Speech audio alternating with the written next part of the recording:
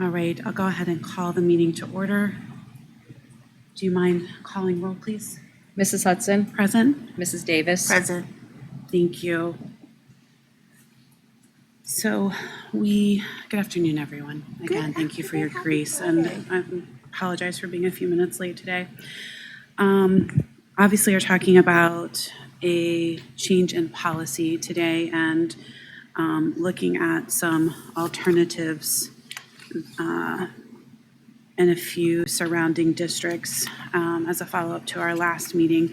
I know that we have some guests with us today and have invited some guests as well. And I don't think that we've previously at a policy committee meeting had like formal guest comments, but this is a discussion that we want to engage, like all of our discussions we want to engage, but whereas we usually view our board meetings, our work meetings, and not really ones where we're engaging in a conversation, I think this is a little different. So are you comfortable with just we inviting our guests up to engage in conversation related to the topic at hand so that we can hear comments and concerns, and then with regards to Pat and the foundation that we can share kind of broad overview what we're looking to do? I am. Just want to make sure that we invite all people to the table if needed. Yeah, absolutely. And so we can talk about how we can be thoughtful about that maybe at our next round and opening it up to any kind of other comments that may want to be shared related to that. Just how we would want to gather feedback, whether we want that to be an email, if we want that to be public comment or an interactive discussion. I think we should kind of establish what that should look like. Yeah, I think you're right. Gather information. Any initial thoughts on that? No, I mean, I'm absolutely open to having community feedback and having discussions about it. I'm not sure that we were prepared for that today. But, no, we weren't. I definitely think, I think a lot of committees could warrant that good discussion. So, no, I'm very much open to that. I just think that we should establish that and notify people of that. So why don't we propose that we can have public comment before our meetings, just like we do at our regular meetings. And then we can always have subsequent discussions, just like we always do, outside of our regular boards of education, so that this remains a work session. Does that sound like a reasonable place to start? So you're saying not engage in conversation? I mean, we can today, but I'm just saying going forward, I'm open either way. Yeah, and I'm open either way too, I guess. Let me think about it in a minute. Okay. So why don't we start with Pat? We wanted to bring the foundation up to speed. Do you mind joining us? Yeah. Right here. Why not? Yeah. Christy, do you mind joining us as well, just as a member of the alumni organization? I think that would be great. We wanted to make sure that you were both aware of the conversation we're getting ready to embark on. And then Vicki and John, why don't we, as soon as we bring them up to speed, and then you can hear maybe you tuned into our last conversation, so you've heard it all. If you turn up the volume, because we can't hear anything. Yeah, We can hear you, but I can't hear anything. We can try. I will try to project. I will project as well. Our Yeah. voices. Yeah, I think this room does not allow really well for that. What I'm proposing we do is we invited Christy and Pat to the meeting because we wanted to bring them up to speed in their roles with regards to alumni and engaging the community as to what we were looking to embark on. And then we go ahead and do that. That will enable you to hear what at least where we are and what we're thinking about. And then we'll allow maybe like a modified public comment time, which we don't formally have in our agenda, but we'll make it for today so you can share your thoughts. And then we'll circle back outside of our work session, our work meeting, to address those to the extent that they're not already addressed in what we talk about today. Does that sound like a reasonable course of action? Okay, wonderful. Okay, great. So Kelly, by all means, jump in. Randy, jump in. I don't feel like TJ, jump in. That I You're a good summarizer. I'll do my best to summarize. And if I could, I just want to make sure, like Tracy has a couple tasks with it being a Friday and a holiday weekend, if we could set a target time of when we're going to finish, or at least allow her to. Absolutely. Absolutely. Okay, I so- figured maybe 2 hours today, tops. I mean, like 2 hours is a good work amount of time. That's Is fine. that, are we all aligned with What's your that? time, Tracy? Yeah, it's, and I know that TJ has some things and I have some things, so Okay. if we. If we finish by 4? Is perfect. Okay. Okay, perfect. That's what I had in mind, so. That's what I had in mind as well. That seems like a good amount of time to be efficient, and then we might just be spinning our wheels. So,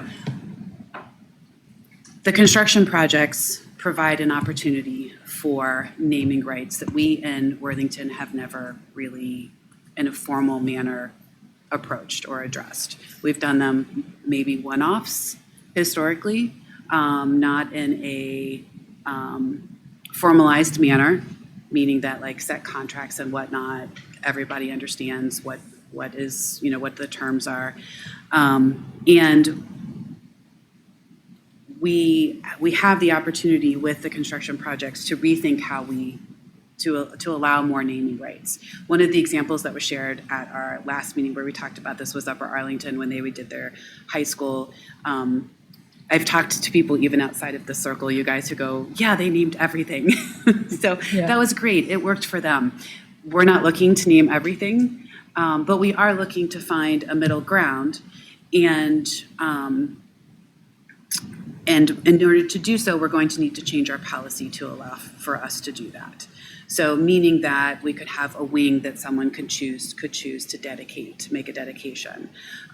We could have science rooms, I think was an example that was used previously. And the thought process is that this would potentially fund some of those nice to haves. We all know when you do a construction project, the price eventually increases and you have to scale back the things you can execute. And at the same time, provide beautiful, wonderful, meaningful opportunities to honor and celebrate individuals within our community who have ties to our schools and potentially corporate sponsors if that's where we choose to go to. We don't know. But one of the things we did talk about was that not everyone's going to be able to write a $10,000 check or however big the check is, right? And there's an opportunity of engagement there that we want to be mindful of, that's just as valuable and important. And so knowing that from an alumni standpoint, you guys are already looking to build or are building the alumni base, knowing that from the foundation standpoint, you already have historically engaged our community in a mindset of philanthropy and giving back to the school district, we wanted to share with you what we're doing. And just to the extent that there aren't legal reasons why things have to be completely separate, partner or be thoughtful about sharing plans so that we don't leave engagement, we don't miss opportunities of engagement. Let's put it that way. So maybe we're a year down the road or 6 months down the road and there's an opportunity and someone's being presented with the opportunity to provide a gift to the district and it's just not the right timing and they're not there. But they're so grateful that they have been contacted and that the ask has been made, and then there's an opportunity for the engagement to continue perhaps in either one or both of your spaces. Does that make sense? Okay. And it might be also that however we go about doing this, that there's a list of resources that you have that are beneficial to, from an alumni standpoint or community philanthropy standpoint, that that is beneficial to this program, to this project, I should say. So that's very high level. Any initial thoughts or questions? First question, what is the current policy? The current policy is, Oh, thank you. the board reserves the right to basically accept gifts, grants, and bequests. It's very narrowly drafted. It's not drafted from a mindset of multiple gifts, project specific. It's really one-off drafted Okay. from a one-off standpoint, not from a mindset of thinking we want to engage with our alumni base. We want to build a culture of a mindset of philanthropy with our community, with the school district being part of that mindset, and it being an ongoing larger project. So you're talking, oh, I'm sorry. Oh, no, just that we've also talked about, like, when we're looking at things that are currently named, there hasn't been any procedure, any written procedure as to what has happened thus far. So we have a list of the press box or the football field, for example, that are named, but we don't necessarily have a process in which that has been established. So this is a good opportunity to also establish a process to get, I don't know, applications, very new, going. So right now, where our policy is very vague, this gives us an opportunity to make it a little bit more specific, not too hands-on, but a little bit more specific so that we know what the practice and procedure is. If there's going to be limits on years, number of years, if there's going to be limits of what we name, things like that. Does that make sense? It's a big one. If I could sum it up, our current policy, you have it correctly said, it's fairly narrow in that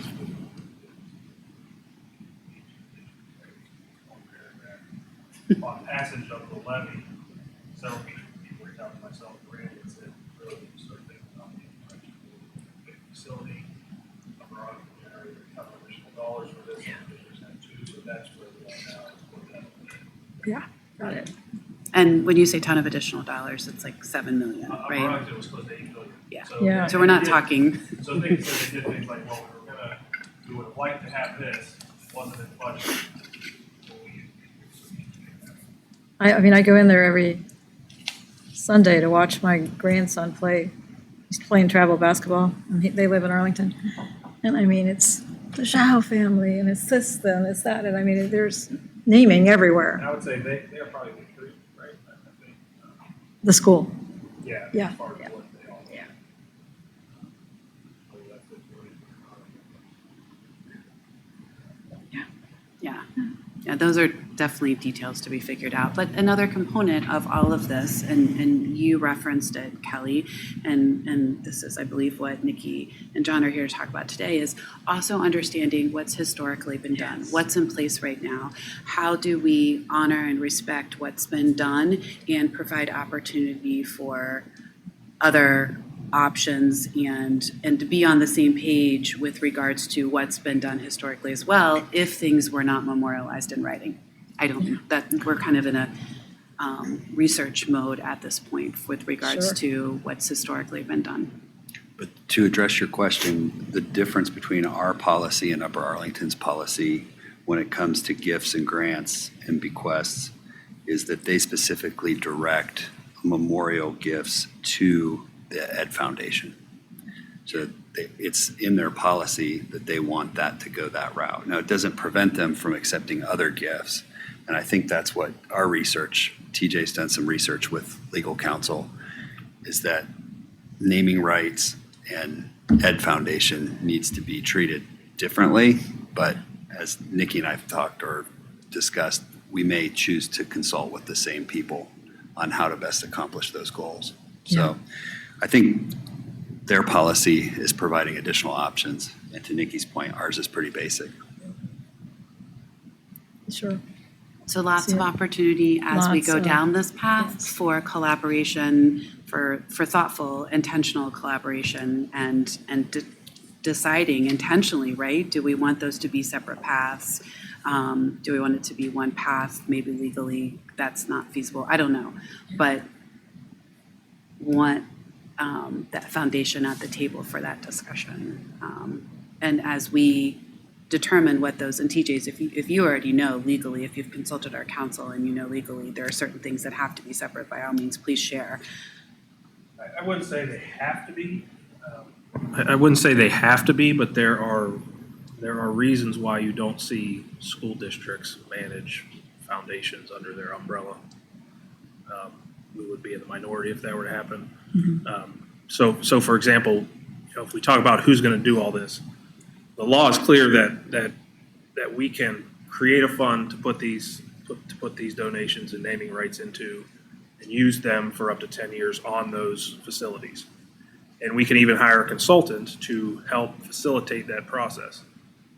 The law is also clear that we have the ability to create a development fund or a foundation, but we cannot pay anyone to manage that foundation.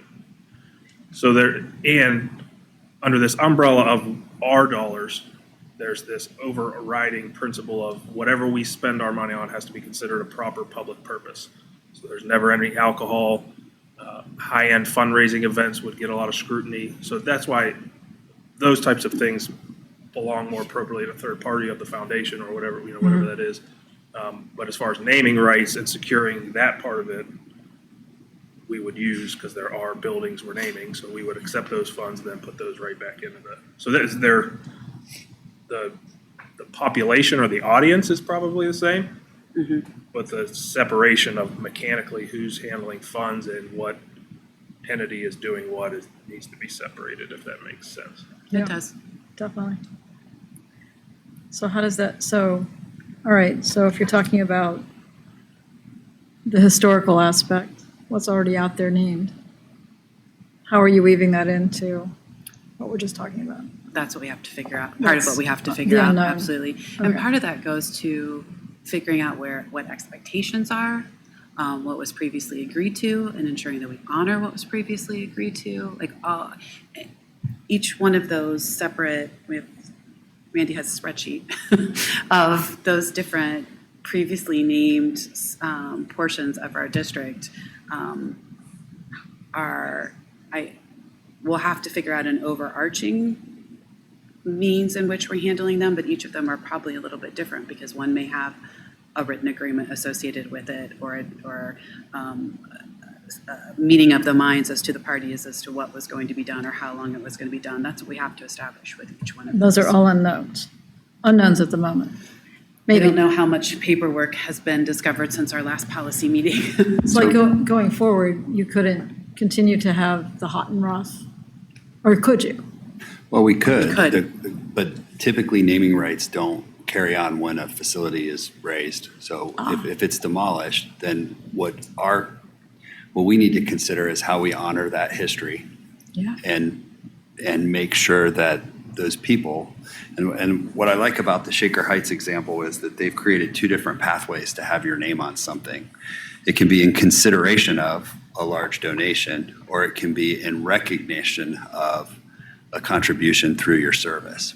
So there's two ways. To my knowledge, there's only one facility in our district right now that is named in consideration of a donation, and it's Hamilton Field at Thomas Worthington. I'm told that was a 10 to 15 year agreement, and so it's set to expire here, depending on whether it was a 10 or a 15 year agreement. Everything else that I'm aware of that's named is in recognition or a memorial.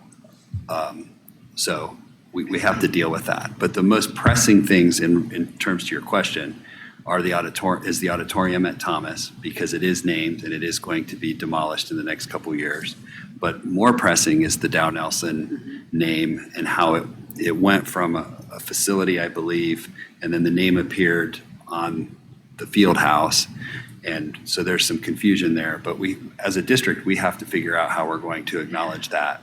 And if the field house itself is going to be available for someone to purchase the naming rights, how does Dow Nelson's name fit in? Whether it be at the entire facility or is it just on the building? And that's something that I think we should establish a procedure as a district to make sure that the history is protected. Whether that's policy or administrative guidelines, that's up to the group to decide. But those are the two most pressing.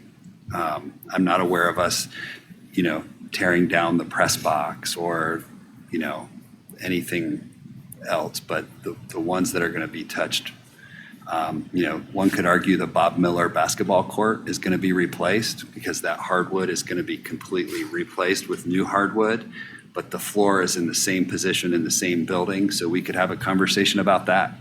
But again, that was in recognition of service. So those are things that I think we have to deal with, but I don't think those will prevent us from pursuing other opportunities that other districts are taking advantage of. But we just have to be careful of it and make sure we do our homework.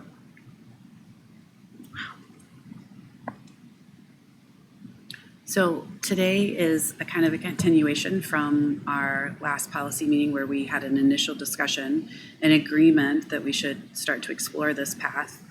We had the Upper Arlington example. Since then, Kelly has found the Shaker Heights example that Randy referenced that is nice because it provides opportunity for consideration and recognition from a naming standpoint. And our responsibility as a policy committee is to explore all the options and to come back to our larger Board of Education with a recommendation.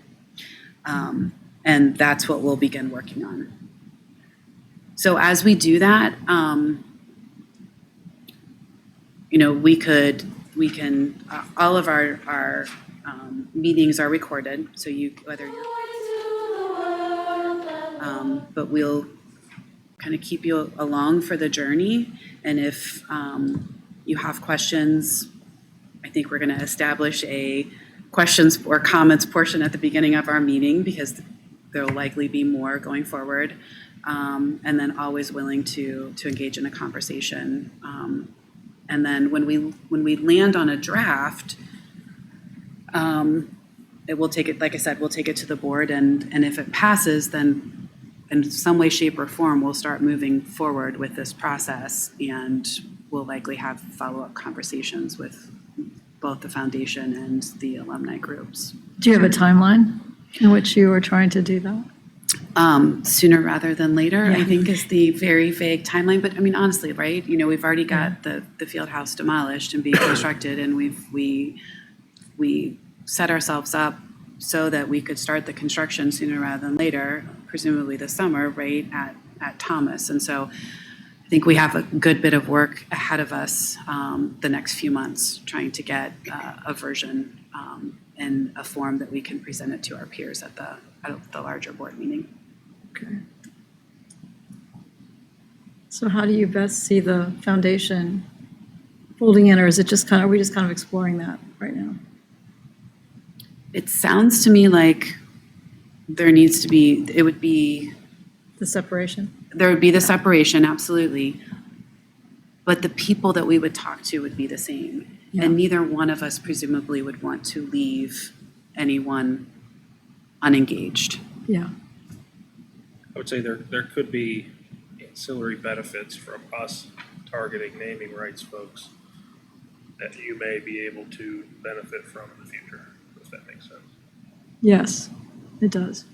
I also think if we use outside assistance for these efforts, having the same group help us so that we're not stepping on each other's toes. For me, and I've talked with just a few alumni who are at that right age where they're ready to get involved with these efforts, is that they don't feel like we're doing a very good job of presenting the pathways.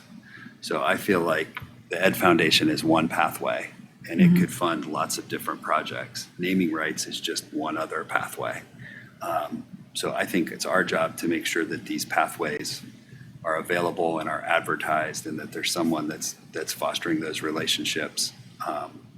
But I see them blending very well together, but could be used for totally different purposes.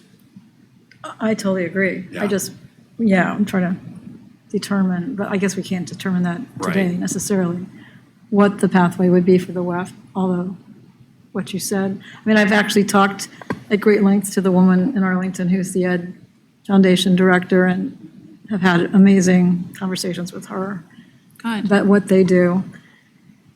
I've got millions of notes on how we can bring that back here. So I know what you're saying about the way they fund particular things. But I just want to make sure we do it right here to help out.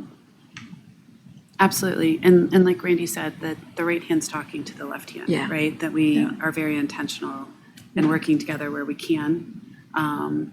And and where we can't, making sure that the right hand is still talking to the left hand, and it's presented as a cohesive map of opportunities for engagement, which is not just financial engagement, right? Like, to the extent that the alumni group is, doing volunteer effort in certain spaces, acting as mentors, whatever it may be, giving people the space and the opportunity to have a seat at the table to give back if they want to give back in whatever way that may be. On behalf of the alumni club, we do have a very strong alumni club, from the old, Worthington High School.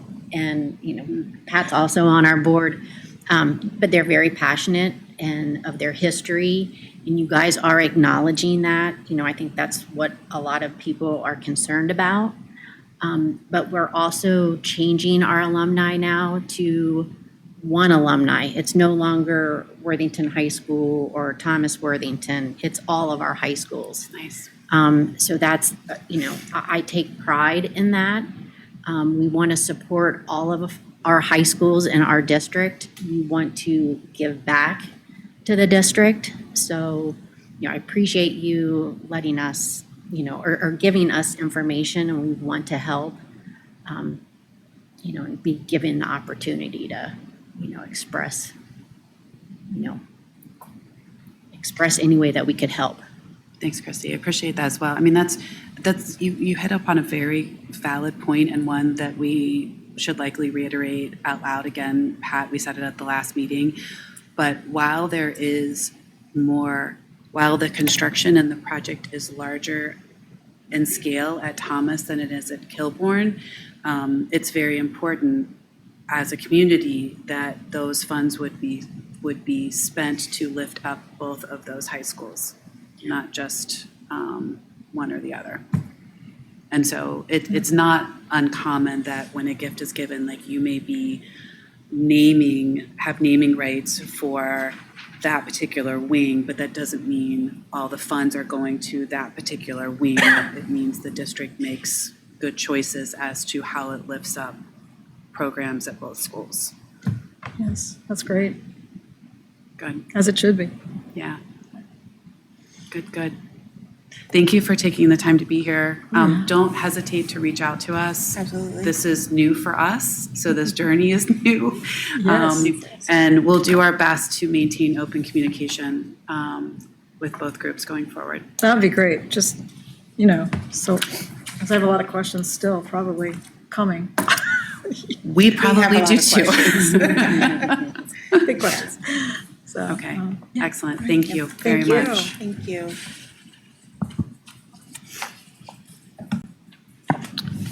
So, Nikki and John, I know you shared, okay, I'll pass this around, a summary, I think, of your thoughts, but if you would like to join us at the table and share your comments, that we would welcome.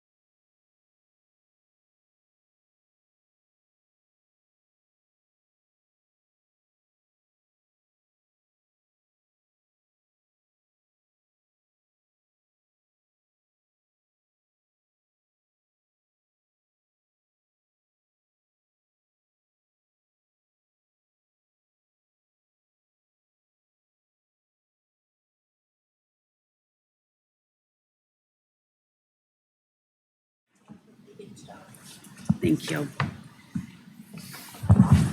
So what do we want to tackle for the remainder of this meeting? So I said to Randy ahead of time, right before you got here, about how my brain works. My brain really works in like a strategic kind of way. And what do we need to tackle first? And what questions do we need to ask to be able to know what the next steps are? And kind of create an outline of where we need to go from here, from this intro, like basement up, like what do we need to do? And I do think looking at these examples is really helpful. I know that you talked about Shaker Heights, and so I think like I gave you Cleveland Heights example too, which theirs isn't a naming rights, but it's more of a commemorative policy. And so I think that's a conversation to have, like naming rights versus commemorative, and how we want to do that. I know that last time we talked about, do we have a committee or do we use a consultant? I think those kind of basic questions maybe need to be answered first so that we have a guide of where to go. Or at least in parallel. Yeah. I will tell you you were at the meetings before when we created a completely new policy using others as examples. We essentially ended up picking one that was closest to where we wanted to land and using that as like our foundation. That was Cincinnati in that situation. And then when section by section thinking about like what are the other ways that we can do this, but starting with one as a foundation was easier. Yeah. And I would just recommend personally that we do the same thing if we can agree on one that we feel like is more aligned with how we likely want to execute, or at least includes the basic components, and then we can figure out if we pull in other parts from or other ways of doing things from other policies. But I agree with you, Kelly, tandem in line at the same time. I think it is worth continuing to talk about those other components as far as via committee or consultant. So I will take this opportunity to bring you up to speed on the fact that I did have a conversation with the community member that I had referenced before, who's a professional philanthropist. And when that community member, looked at our situation versus Upper Arlington, because that was the example that we were using, I recommended that we did use a consultant. The reason being that there is a different mindset, there is a different philanthropic mindset in the Upper Arlington community, arguably, than there is in the Worthington community, at least with regards to giving to schools. Their foundation operates at a different level than our foundation does currently. And those two components alone, they thought that having someone who has that expertise come in and help get us rolling and off the ground would likely be beneficial. I did ask them if they had any, actually they offered, they said, do you want any recommendations? And I said, yes. So they've provided one recommendation. And I have reached out to Randy and said, should we all meet with them? Like, how should we? And we said we should talk today and figure out what the next steps are.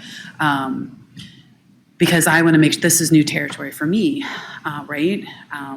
As an individual board members, like we don't have say, we approve what the administration brings to us from a contractual standpoint, but beyond that, sometimes I can't even think as a board member when I've been on any kind of a hiring committee. So I take your guidance, Randy and TJ, on whether or not you feel like it would be helpful for us to be in those initial conversations with potential consultants. Yeah, from my perspective, I look at this, there's several things moving at the same time. And I agree with everything that's been said, including the fundraising conversation. I think we need to explore this because it's new and it's well outside of our arena.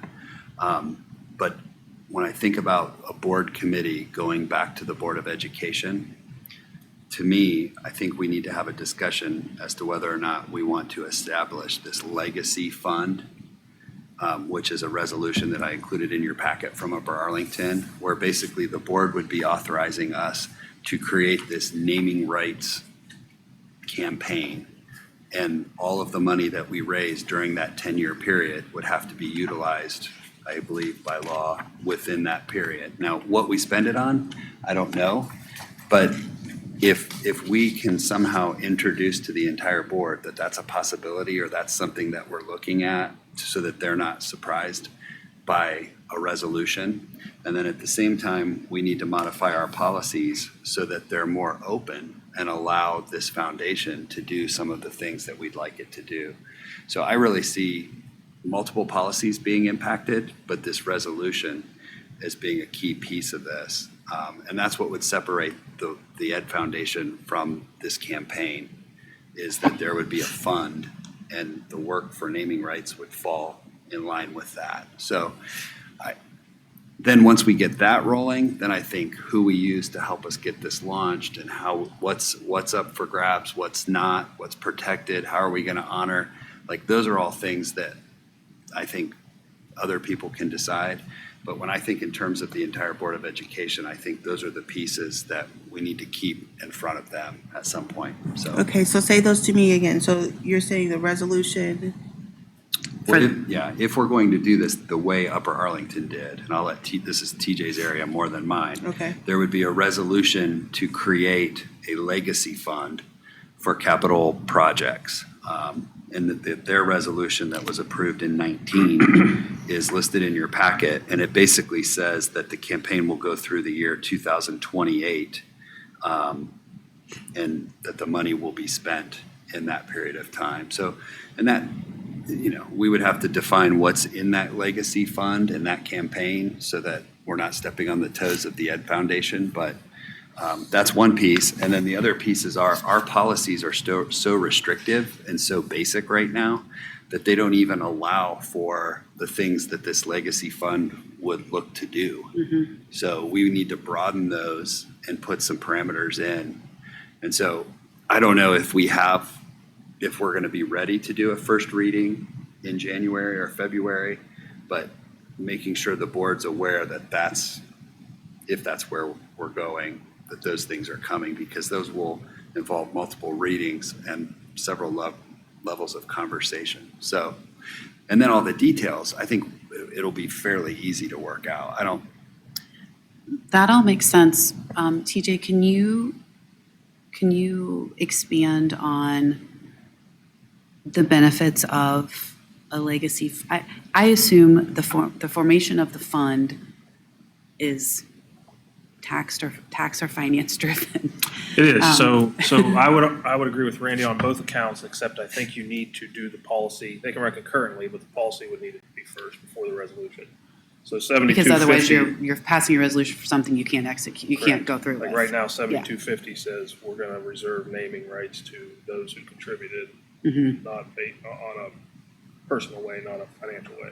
So we would want to amend 7250, and concurrently you would want to pass that resolution, because at a very high level, Ohio law requires all funds to go to the general operating account, right? And so everybody wants to segregate funds to be used for certain purposes so they don't get washed up in the mix of operations, right? So law is specific, and it only allows you to create certain funds for certain things. One of those is for capital projects. So we could create the legacy fund or whatever you want to call it, and then all these funds would go in there, and you're allowed to have that for 10 years. And then those funds would revert to the operating account at the end of the 10th year. To the extent they have not been spent. Correct. Okay, so I think I understand. Our policy only, obviously, we're on the same page regarding our policy.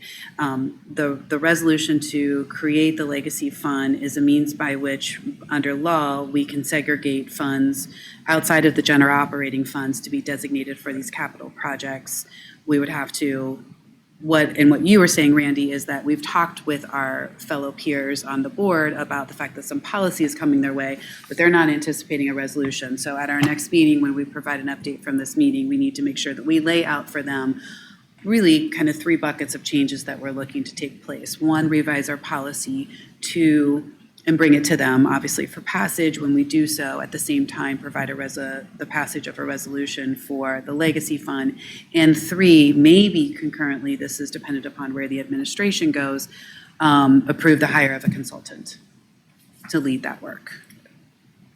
And I think, honestly, I think you could, I mean, I don't know if we're there yet, but you could, the first reading or an informal first reading could be that first discussion, and then your second reading and approval of the policy could be at the same time as you then approve the resolution to create the fund, Yep, that makes complete sense. if that makes sense. Mhm. Like, in my opinion, if you're gonna go back to the board, you could go back to the board with a draft first reading. I don't think there's anything that says the first reading has to be exactly the same as the second reading.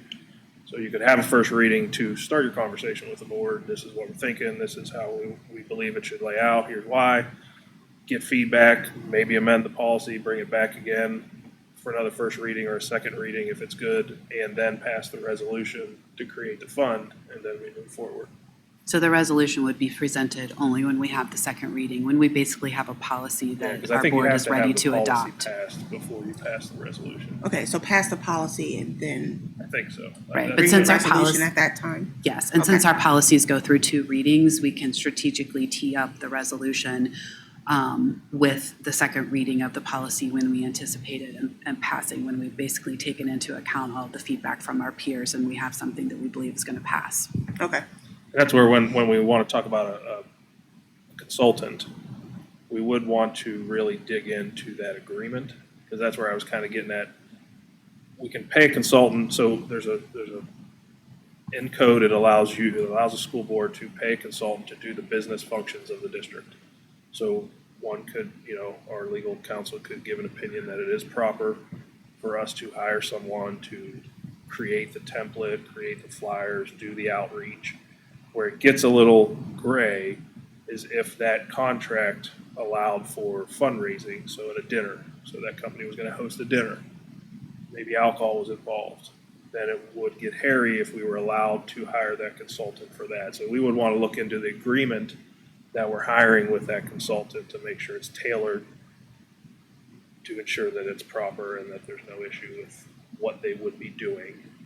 And that's where the foundation could, in theory, hire the same consultant for other things that we may not be able to pay them for. Makes sense. Makes a lot of sense. So would the resolution give the superintendent the authority to hire a consultant? Yeah, so under our current policy, we don't need the board to hire. We don't put consultant contracts in front of the board in general. Now, that's a question for the board. I mean, that's a question for the board is, this is a new territory. Do you want to all have an opinion on that, or do you want to have the superintendent vet that? That's up to you guys. I don't feel strongly about that. I just wanted to make sure that we were all on the same page as to what we needed to do in order to put the district in position to execute whatever we land on. Yeah, I think it's policy and then resolution, if Okay. that's where you want to head.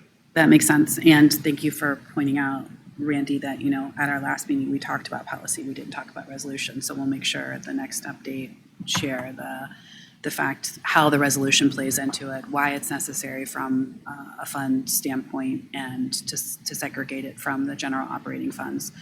And that we'll be bringing both of them to them for their consideration and input. And really, I would say, I think our 7230 is okay. I think it's up to you guys, but it has everything that the other districts have. It's the 7250 that you really got to focus on. Yeah. The 7230 in Upper Arlington also gets into memorial gifts. Yep. And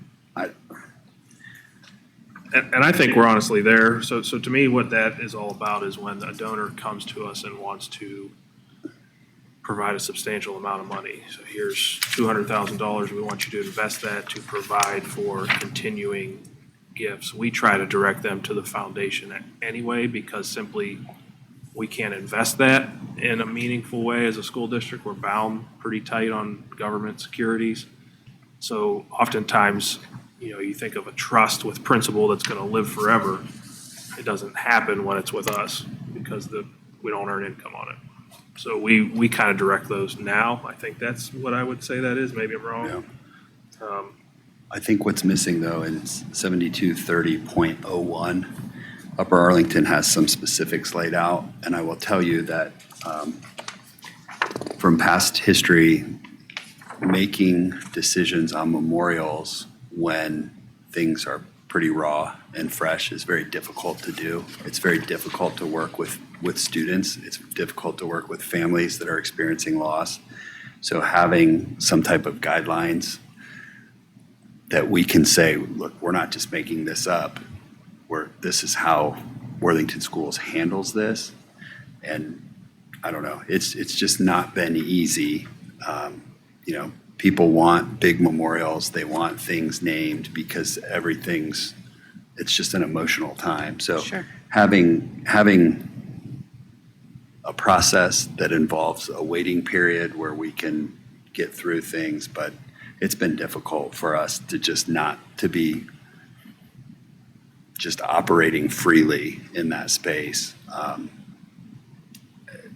Some districts delineate between the contribution of a 30-year veteran teacher who passes away and a freshman but when you're experiencing that loss, it's still a loss. And so, I don't know. Not that it's a primary focus of what we're doing, but if we're going to touch these policies, I think it may be good to look at like a .01 to see how memorials are dealt with. Whether it's going to be designating this walkway at both high schools so that we don't have trees and stones and rocks going in all over, but it's just not very orderly, and it's not a pleasant situation to try to monitor that when things are Raw. Yeah, it's hard. No, I imagine So- it is. And that's what leads me to wanting to put, while I know that there are areas where we benefit from having things in administrative procedures, I feel like this is a space where the more we can put and set forth very clearly in policy, the better off we are all going to be, because then expectations are very clear with all parties involved. So do you know if Neola has a 723001 standard? Upper Arlington made that one? This is Upper Arlington's own policy. Okay, There's no template. okay, thank you. I can try to look on the thing and see if anybody has one, else has one. And then with regards to 7230, have we adopted in full the standard Neola policy, or could we have visibility to what the standard Neola options are for 7230? We can see if they have, they have- if there's more to their template. Okay. I just feel like that would be a good starting point for 7230. Let's look at the full Neola template as compared to ours, and then see if there are any other examples of policies that address just memorials and tributes. And then we can address that at our next meeting for that one. Okay.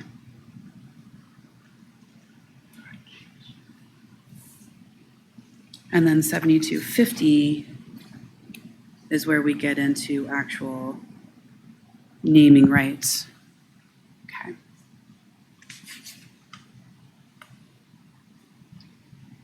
Where ours is 2 sentences.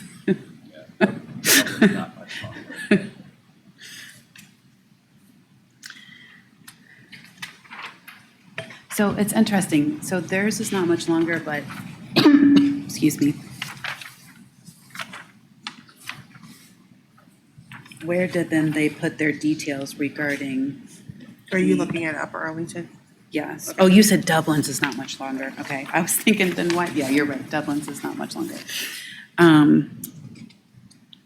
But do you feel like, yeah, so the Shaker Heights example, while it is not, because maybe they're not a Neola district, that is the analogous of a 7250 policy. Is that accurate? I think Shaker Heights is not a Neola Yeah, they're on. district. Okay, so while it's not numbered the same way, that is analogous to a 7250 policy under Neola. Okay. Yeah, they have FF and FFR. And so that is these two that I think we have.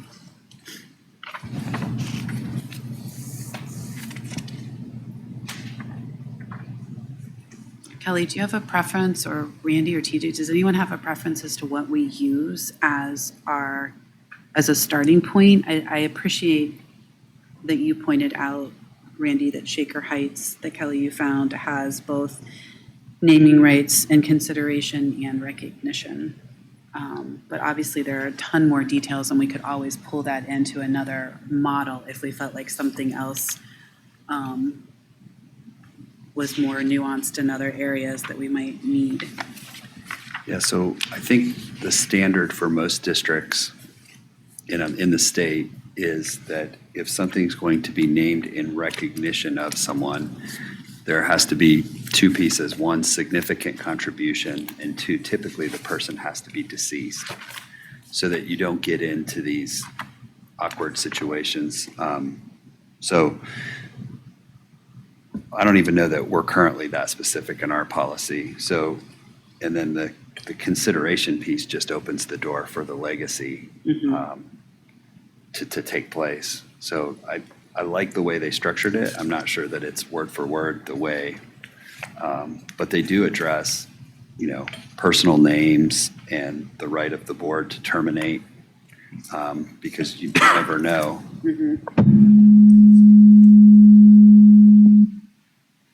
I think that was because I hit the bottom of your table, and it was just like yeah. It's back. It's good.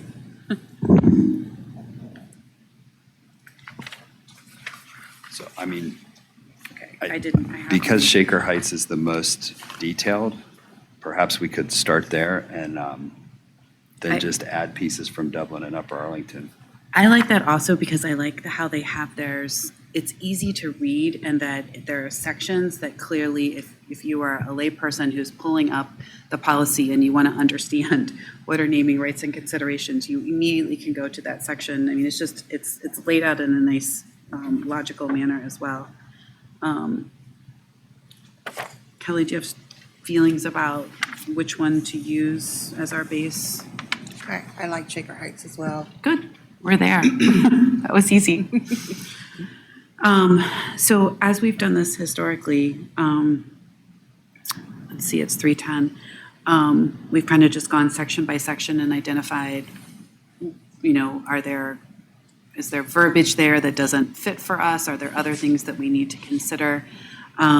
So with each of the policies, whether it's Upper Arlington, Cleveland Heights, Shaker Heights, Dublin, they all have this kind of introductory paragraph or two and then obviously Shaker begins with the two different kinds. Do we want to start with even just introductory to see if there's changes we would want to make to that section? I liked Shaker Heights intro, and I felt like I looked at Upper Arlington's, and I felt like they didn't have an intro like that. Or maybe there was something else in Shaker that I saw. Their Upper Arlington begins with the board will have sole responsibility for the naming of Upper Arlington School District facilities. So you're right, it doesn't really go into. I just liked that it outlined the purpose. I don't know why I'm missing, I feel like I'm missing a policy. Hold on a second. So my only question with regards to the Shaker Heights intro is it specifically calls out the foundation, Randy. And what I heard, TJ, what I heard you saying was that the work we would do would be separate. Yeah, I mean, I think in the naming of facility, that's separate.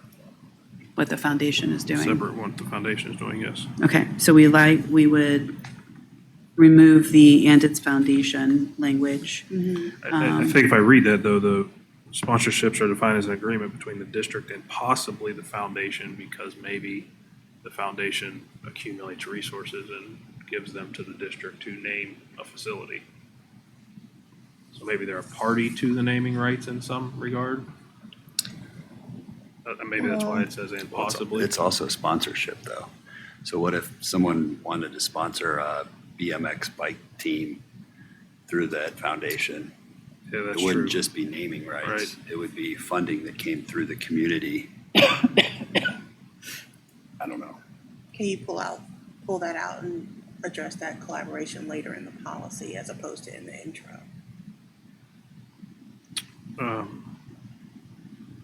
Yeah, I possibly. mean, I noticed that too. I like that, Kelly. I like that.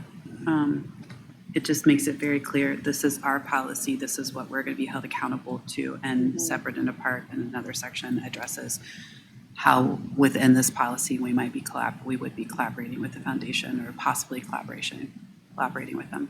I like that. I guess if I take a step back, are we addressing sponsorships as part of this? That is a little bit different, I think. To Randy's point, you could be sponsoring an event, not necessarily. But it says donor gifts as well. And I think of families that we've like experienced with the hitting facility. If they want to come forward, perhaps it's not a facility that we currently have that they want to name, but they want to provide funds towards something that we don't have. Does this authorize the district to accept that? Or do they need to go through the Ed Foundation in order to do that? It appears Upper Arlington would prefer you go through the Ed Foundation on most things, but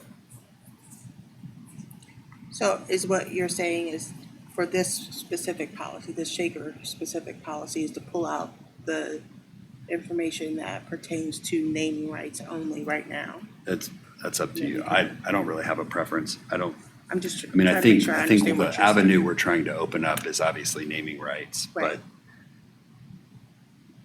but I don't know if sponsorship. To me, the naming rights is part of this legacy fund. It's a window that's going to be open for a set number of years because we're redoing both high schools. Sponsorships could be, Ongoing. ongoing. Okay. Gifts would be ongoing. So then my question is, does that sponsorship and gifts go into the 7230? Like, can you expand that? And I'm not trying to add extra No, it's things. good. I'm just We have saying- gifts It's in there there. already, so I think the Yeah. question is whether or not sponsorships can go there as well. And then if the focus is naming rights at right now for this initial conversation, for this initial policy, is to just pull out what addresses naming rights within this Shaker policy. Which would be in line with our current 7250, which is just commemoration of school facilities. Yeah. So I guess, Tracy, that's a follow-up question, is that how does Neola or where does Neola deal with sponsorship rights? Where does it logically put it from a policy standpoint? And then we can come back and determine whether or not we would weave it back into this if we chose just to address naming and 7250. Thank you.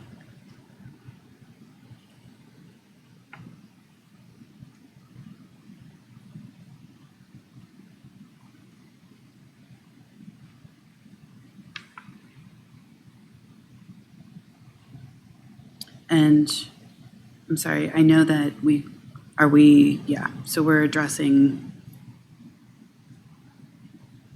removing references to the foundation in the introductory section as well. Okay.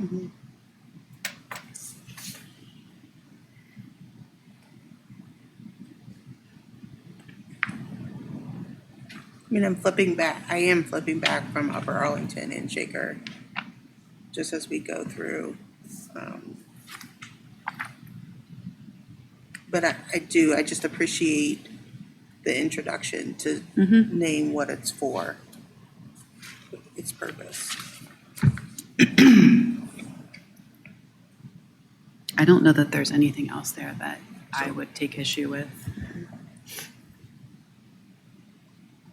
So I just Googled because I want to make sure I know the difference here, but sponsorship specifically deals with marketing. So it's a company. whereas donations would be like charitable, more like an individual. So if we remove that, I mean, it may be in a community like Worthington, there's a balance between who will want naming rights. It could be individuals or it could be corporations. So it may be wise to keep that as an avenue. It doesn't have to be in the introductory paragraph, but sponsorships could play a role Okay. in naming. Yeah, I guess what you're saying is that, and this is a good thing to go back. I'll do so. On Shaker Heights, and this is maybe what you were doing, the terms naming rights and sponsorship are capitalized terms within this policy, so they're defined terms elsewhere. And what you're saying is that they're defined terms as they distinguish between whether or not it's a contribution of an individual or a corporation. Sponsorships would be looking for advertising in exchange for the donation, whereas donations are just purely for the benefit of the organization. Yeah.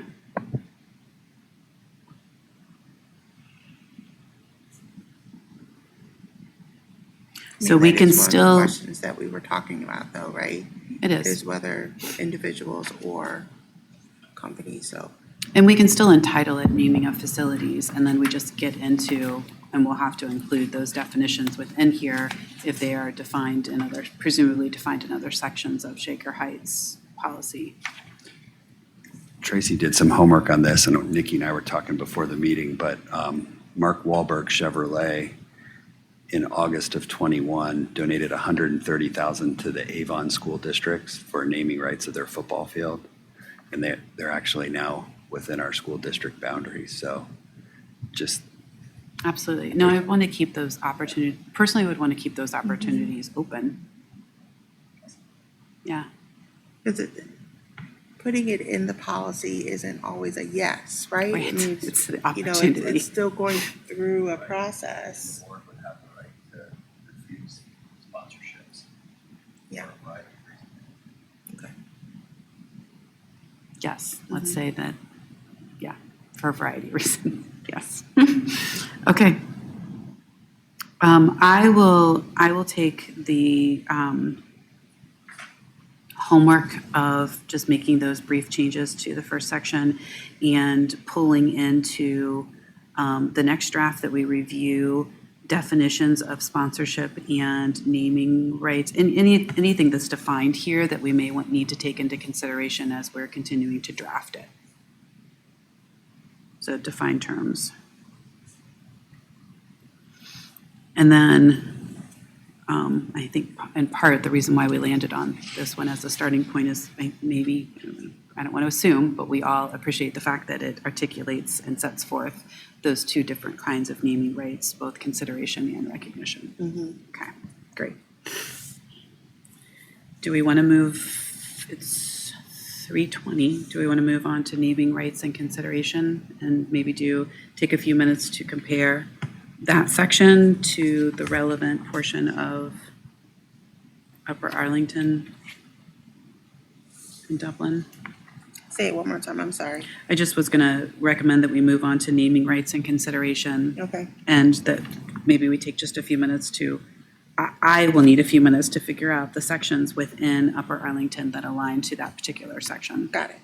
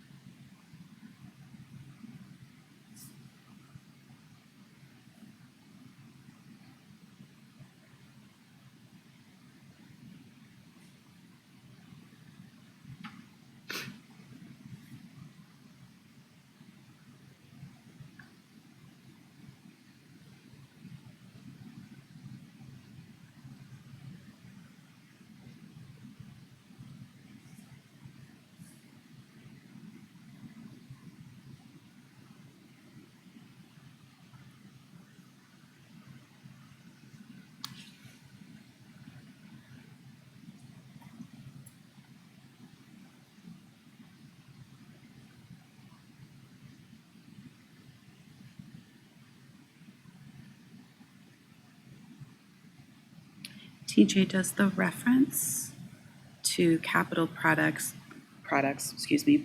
at the end of that section cover us presumably for,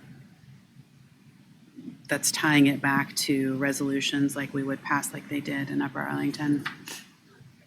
I'm at the end of the, not the whole policy, the naming rights and consideration section.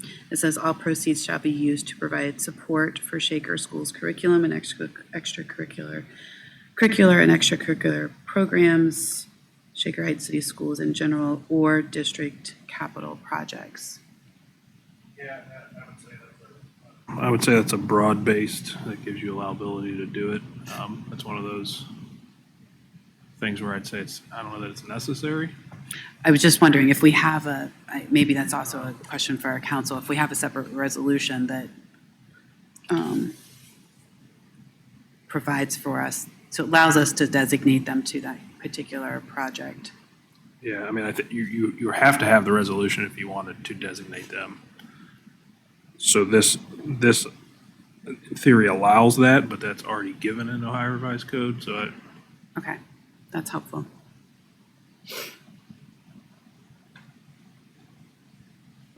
So do you think this naming rights consideration is this second paragraph in the Upper Arlington? I think it's part of that. The bidding requirement threw me. I don't know if that's anywhere within UA's policy.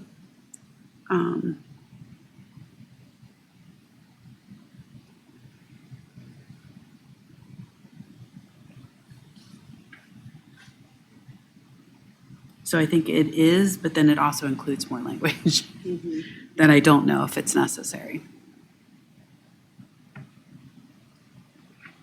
I like the fact that it calls out that it'll be governed by an agreement. So we set forth in the policy that we have to have an agreement in writing signed by both parties. And the length of time has to be a portion of that agreement. I absolutely agree. One thing That is one thing I didn't pull out in Shakers is a length of time, whereas Upper Arlington does have a length of time. Length of time of the person has passed for so long. That time period, I don't see any time frames in Shaker when I was looking before. I could be wrong. No, I think you're right. When we get to the recognition portion, I think we're going to have to include, if we want to include that, the separation from the district for a period of time. So one, I don't know if it's an inconsistency, but just something I noted. In 9700, our advertising policy, the last sentence says, at the discretion of the superintendent, an advertiser may be permitted to earmark for a particular use the fees paid in exchange for the display of the advertisements. And so I think of that as a sign at the football stadium. That's different than naming rights. It specifically says the district shall have the exclusive discretion to determine. So I don't know if that's inconsistent. It's a good call out. But I just wanted to make sure that some didn't view naming rights as advertising, which certainly sponsorships would be. I mean, if you read this agreement that Tracy found, there's very specific things, like tickets have to have the name of the stadium. But I don't think, because it says may, I think we're okay. But it is interesting that advertisers might have more say as to how the money's used versus sponsorships. Which policy was that? 9700.01. So we may want to go back and revisit that policy. But I want to look and see how Shaker Heights Board policy defines naming rights, since it is a capitalized term, and see if that helps us distinguish between that and I think what we all associate like sponsorship.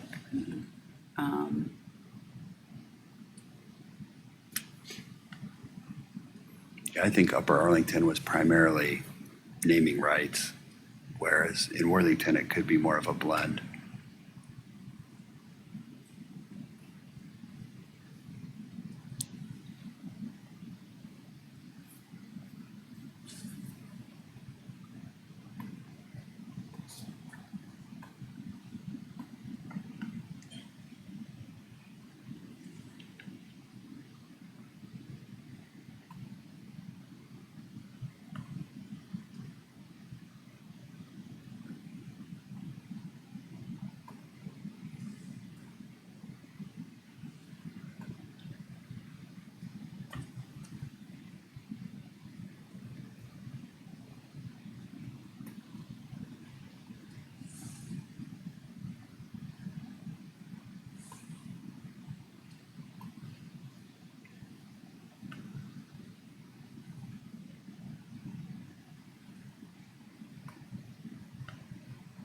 right, well, again, I'll bring those definitions back so that we can create some clarity around how we're using that term and whether or not it's distinguishable from traditional sponsorship and I'll take a look at 9700-01 to see if we define that sponsorship too.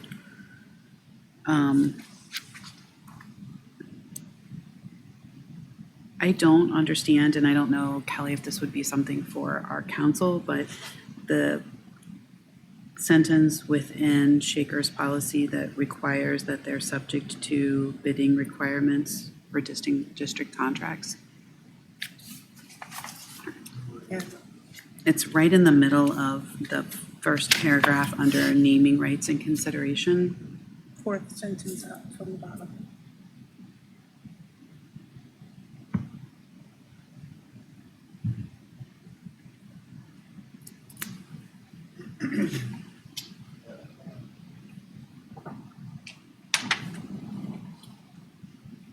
One of the things I guess, I mean, it's related, is Upper Arlington clearly states that the board will establish a fee for naming rights per shaker. Does it say that? Oh. Open-ended? So maybe because it's open-ended, which was that it, say, it's gotta follow all the regulations. I interpreted that as even though a vendor may have naming rights and they're a vendor, we would still have to go through a competitive bidding process to do projects. We couldn't show favoritism to them just because they've purchased the name for future business, but maybe Yeah, no, that's what, Yeah. But it says, the preceding paragraph is what makes me think we're talking about the agreement related to the naming rights, because Yeah. it says, it is expected that a specific agreement, including the length of time, is going to be executed. And then it says, all such agreements are subject to the district's requirements for contracts as set forth, and goes on to talks about the bidding requirements. yeah, I mean, Shaker would make it sound like if somebody wants to come and pay $50,000 for the signs made, you gotta bid that out and say, A, B, and C, somebody else wants. yeah, someone might want to pay more. Do you mind taking a takeaway to talk to our council to help us navigate that? And that I assume you're exactly right in that if we have costs associated with certain, set costs associated with certain naming rights, that's how we circumvent the need to have a competitive bidding process. If you approve the schedule. Mm-hmm. Hopefully, I'm still really hoping to talk to one of the board members too, just to see any other details as they were drafting this policy. So I am I'm going to sure it'll be follow helpful. Thank you I'm gonna for email pursuing that. up. Oh, absolutely.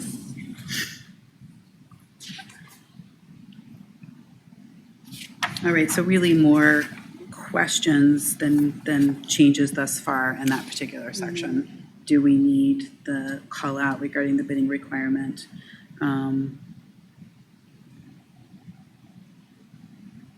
I also like the specific agreement, and I do like the including the length of time. Mhm. I do like that the length of time is not classified, like it's not in policy, because that's where I think more administrative guideline comes into case-by-case scenario in some respects Right. to determine. Because if we had tenure and someone didn't have the money to do a tenure but was willing to pay for 5 years, why wouldn't we? Is that in all situations, Kelly, or does that also, and so does that apply also to if we were to have a set number of things that we were looking to provide naming rights to and costs associated with them? Say that again. So you like that this calls out that the agreement needs to include length of time, but doesn't include the specific time, which just got me thinking about the fact that I like that flexibility as well. It has to be in there, but we don't say exactly what it has to be. Right. And do we structure the appendix in a manner that, I'm going to look at Upper Arlington's as well, that gives us flexibility for the situation that you just talked about, Randy, whereas presumably there's a length of time attached to all of these, right, from an Upper Arlington standpoint, and there was a cost associated with them as well. And do we have the ability legally to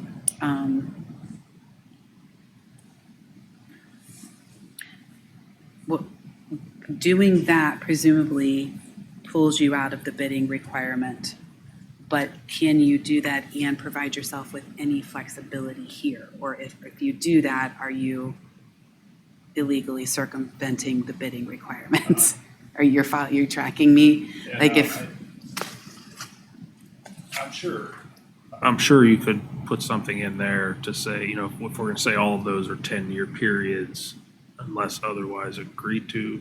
So that's what I was wondering, right? And so then you have the situation where. And maybe you don't even need to do that. Maybe we go down that road. This is more, you know, the policy is gonna last forever, apart from this legacy fund campaign. So there may be a situation 15 years from now where we've fallen on hard times and we need to replace something and somebody's willing to give us the money to do that if they could have their name on it, and we can negotiate that for 3 years, 7 years.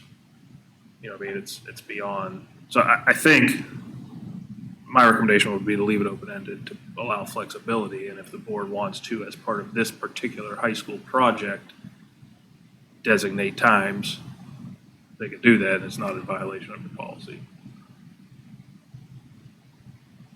Yeah, I guess that's just part of the question, that if we take this language out and we have an addendum or we have an appendix of these are the things that are open, do we just have to, do we have to hold ourselves to the monetary amount that's there and the time period that's specified? Yeah, I'm guessing Shaker has something specific to it. Like under Ohio Revised Code, I'm not aware of anything that would state we have to bid out naming rights. Okay. Like we're not expending funds. It's not like we're constructing a building. So Yeah. I wonder if Shaker has a specific code or policy is more restrictive than most. Gotcha. So it could be a moot point. I don't know, but I'll talk to Julie about that. Okay, thank you.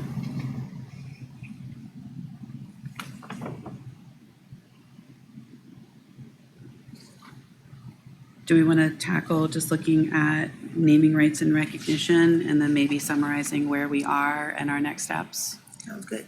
Okay.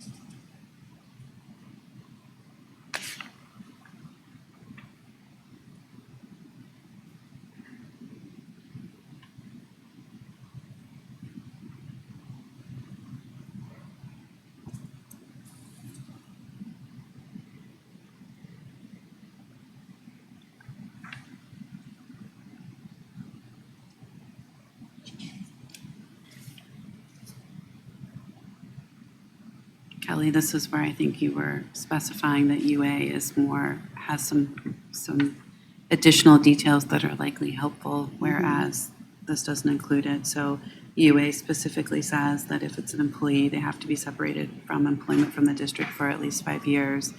And the same thing with if it's an individual that's deceased. And I think that's probably what pulls it out of that very raw emotional state that you were talking about, Randy. Right. Well, this, sorry. UA talks about a person that has not been an employee of the district for a certain period of time. But Randy, you mentioned about maybe, and it could, on a Friday, could be mixing it all up, though. The naming rights does not have to be someone that has passed away. Was that just in reference to the memorials, or is that for the memorial and naming rights? That you were mentioning that. I could be crossing, So our current policy under 7250 should be reserved only for individuals who have made significant contribution.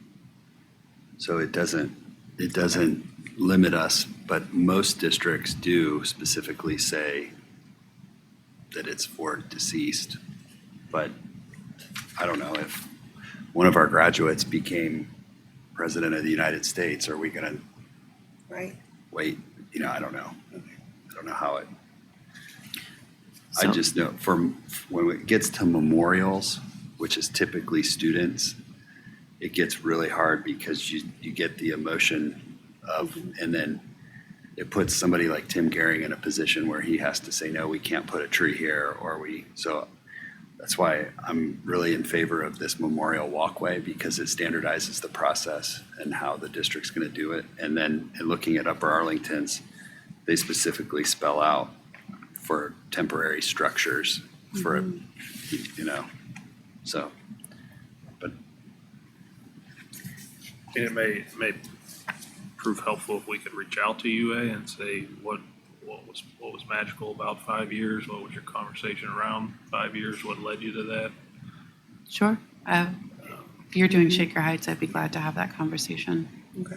I think it's probably a cooling off period like that, like. I would especially imagine as in well. Employment, presumably when you retire, you're leaving on good terms.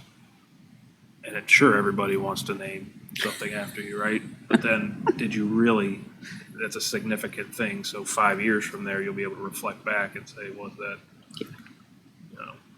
No, makes sense. Why don't I, in our next draft, just slot in that language from UA, and then I will do my best to bring any additional feedback as to why they landed on that time frame at the next work session here. Policy, okay.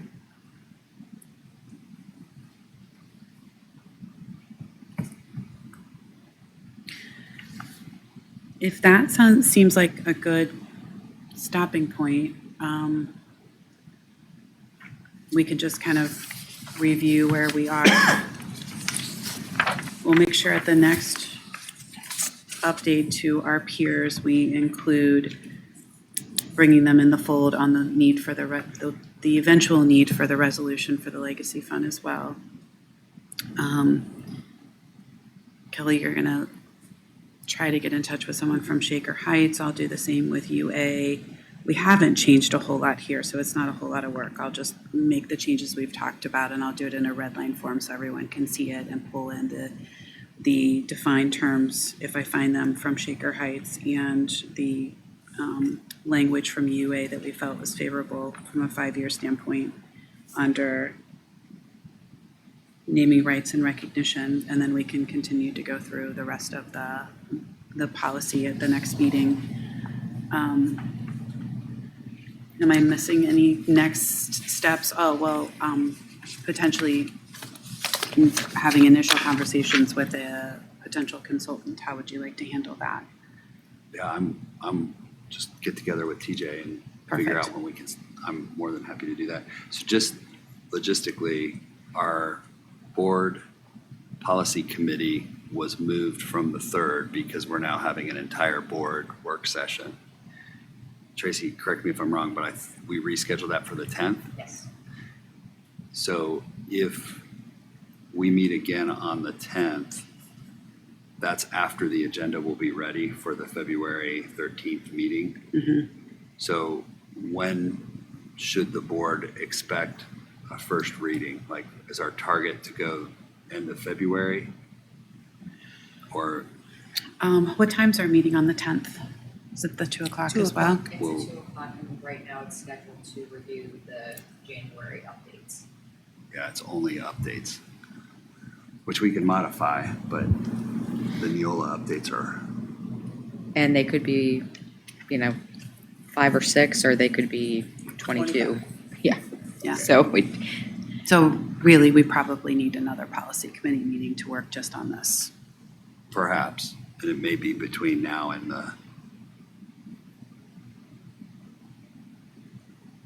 The 10th, between now and the 10th, so that maybe on the 10th, we have the ability to, just do updates, and then we could Or- roll out a first reading on the 13th to the board.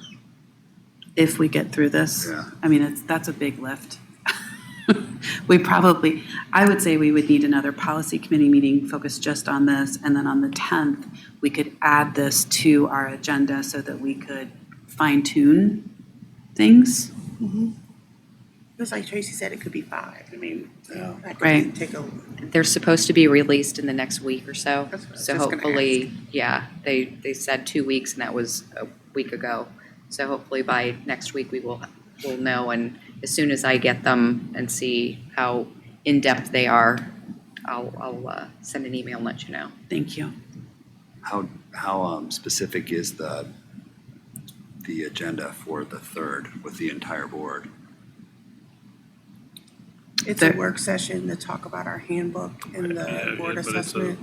we can make it whatever we want. So Yeah, I don't think it's gone I out. just wonder if the board could discuss the legacy fund, not the policy, because we're working on it, but I don't know. I don't want to add more, because again, that's, I don't think that there's going to be much, I mean, I think we can handle that at a regular board meeting. I don't Okay. think I'm not concerned about that. I'm concerned about getting through and having a first draft of the policy. okay.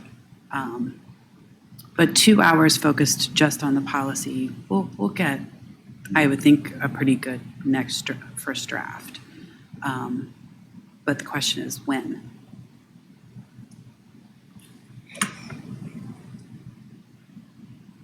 Okay.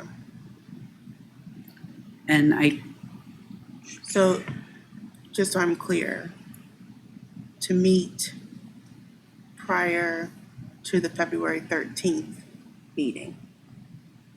Yeah, I don't want to create an artificial, target, I don't want to rush us, but I just, you're not rushing us. What you've highlighted is the fact that we likely need another policy committee meeting, because our next one that's set, a portion of it is going to be spent on Yeah. standard Neola updates. right, I do like a benchmark though, Right. like a target, a just so gauge, that they yeah. know. We need to have this conversation by, for example. Do we have flexibility outside of Fridays? If we're talking Fridays, I can't do it the next 2 Fridays. But if we have flexibility outside of them, then we could look for other times to do it. I could also do it potentially on an evening. Not ideal for anyone, I understand. The evening, right in this packed time, would be easier for me, which will be rare. It's a rare request to say if we could do an evening time, but that would be my preference. So meaning that That over the would next give me more couple weeks, flexibility. for the next couple weeks, if we could choose an evening, and by evening, could we say, 4. I was just gonna say the same thing, For me, 4 to yeah. 6, so as to not keep anyone here incredibly late. Yeah, I would just have to work with Tracy and her schedule, but Absolutely. so, but yeah, that's certainly an option.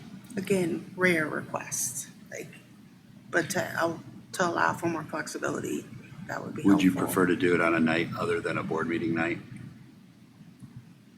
Not necessarily.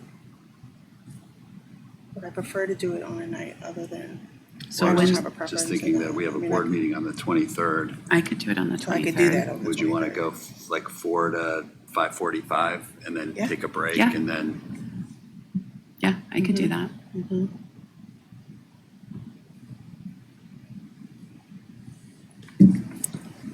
Is the boardroom available that time? it'll be set up like a board meeting.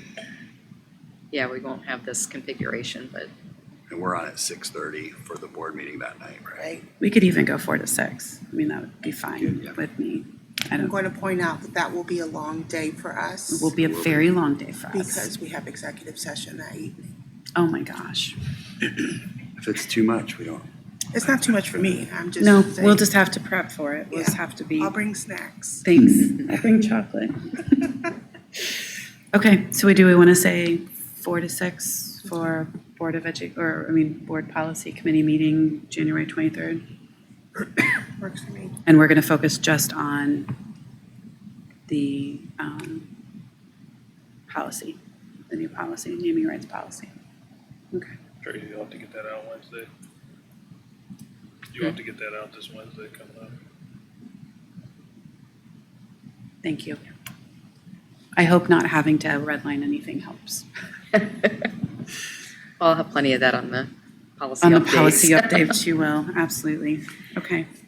So then I think that takes us to, I don't want to rush, was there something else? Okay, that takes us to approval of minutes. I will motion to approve the minutes from the December 7th, 2022 Policy Committee meeting. Second. Do you mind calling for the Mrs. vote? Hudson? Yes, Mrs. Davis? Yes. thank you. I will motion to adjourn. Second. Mrs. Hudson? Yes, Mrs. Davis? Yes. excellent. Progress, you guys. Thank you. Thank you.